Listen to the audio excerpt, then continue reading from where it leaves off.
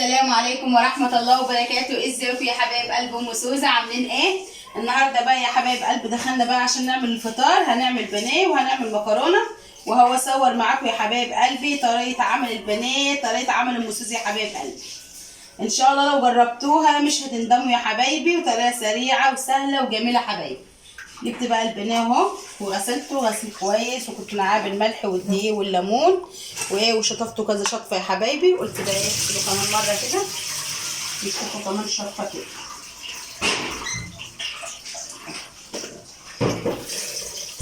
نجيب بقى الليمون ده نشطفه شطفه كويسه.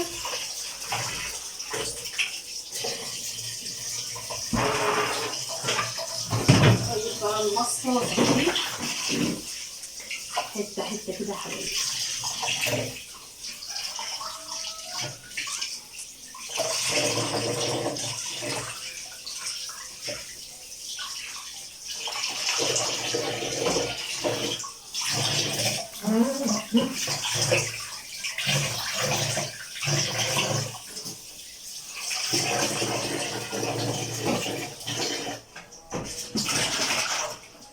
هسيب ورق الصفة كده على جنب لغاية ما نعمل البصل بتاعتنا.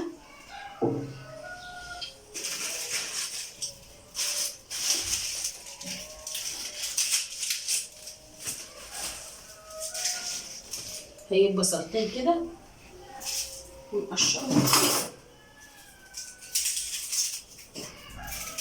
اللايك بقى والاشتراك في القناة يا حبايب قلبي، متنسوش بقى تشتركوا في القناة كده وتشاهدوا الفيديوهات وتنوروا لي كده في القناة.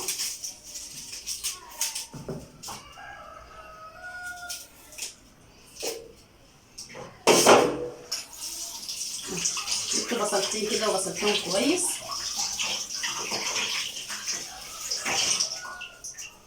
واجيب الطبق اللي هتعمل فيه البانيه، واجيب المبشرة وابشرهم كده يا حبايبي.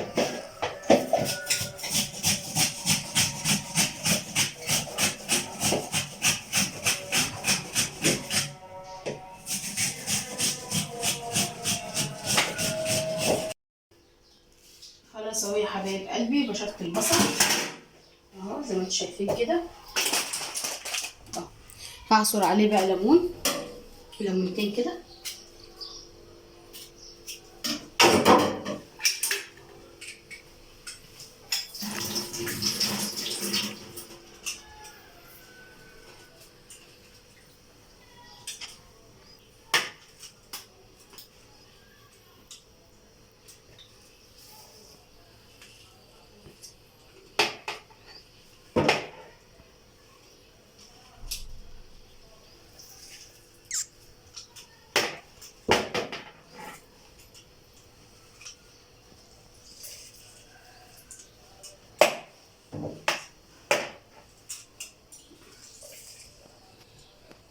خلاص هنا اهو قلبوا كده على بعض كده زي ما انتم شايفين.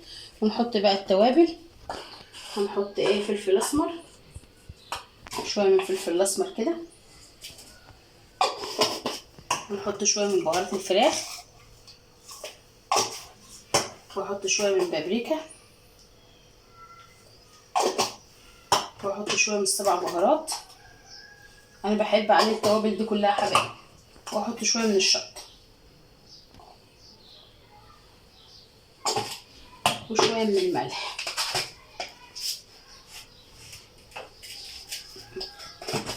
وهقلب كله مع بعض كده زي ما انتم شايفين. اللي رايكم في الجمال والحلاوه دي شايفين حبايبي اهو. وخلص البانيه بتاعي الصفر. هنزل بقى على التتبيله كده يا حبايبي وهقلب بقى. شايفين اقلب كله مع بعضه كده يا حبايبي لغايه ما اشربه كله من التتبيله. ايه رايكم في الجمال والحلاوه دي؟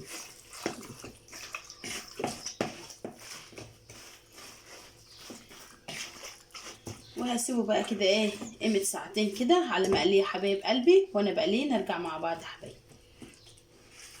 اهو يا حبايب قلبي اهو حمر بقى البانيه بتاعي زي ما انتم شايفين كده. جايبه بضايع هكسرها كده على البانيه واقلب كله مع بعض كده يا حبايبي، ولا طبق تاني ولا اي حاجه. بدوب بقى الايه البضايه على البانيه كله.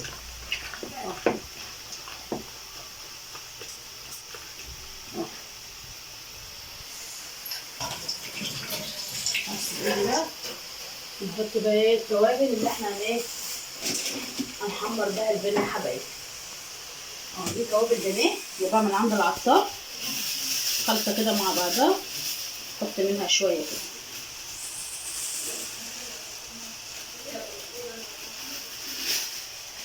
ودي بقسماط ناعم نحط برده شويه عليهم اهو يا حبايبي.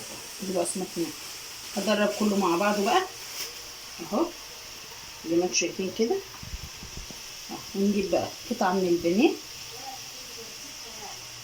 ونحطها كده في البقسماط ونعملها كده حبايب قلبي وعلى الزيت على طول. يكون معايا الزيت سخن، انا اصلا الزيت بحمر فيه بطاطس. هطلع بقى البطاطس الاول.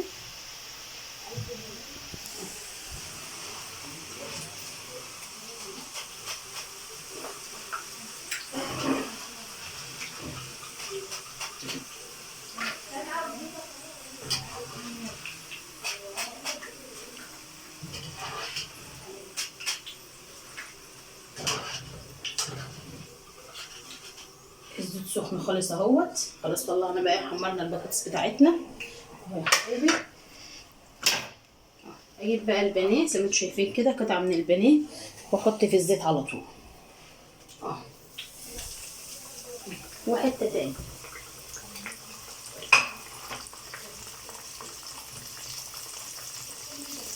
بعملها كده في التوابل كويس.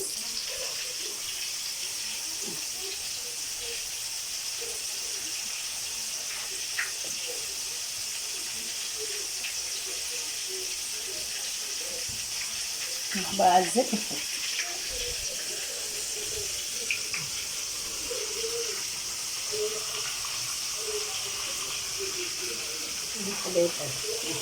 وعملنا برده مكرونه اهي لسه طافيه عليها سخنه اهي.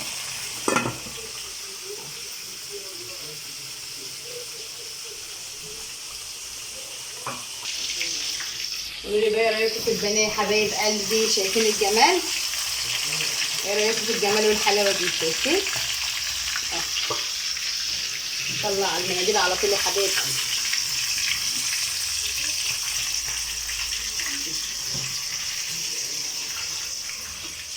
طعم بقى ما اقولكوش على الطعم، جربوا الطريقه ديت وهتعجبكم جدا جدا يا حبايب قلبي. طريقه سريعه وسهله وجميله يا حبايبي. بقيت الكميه بتاعتي اهي، هخلصها بقى وارجع لكم.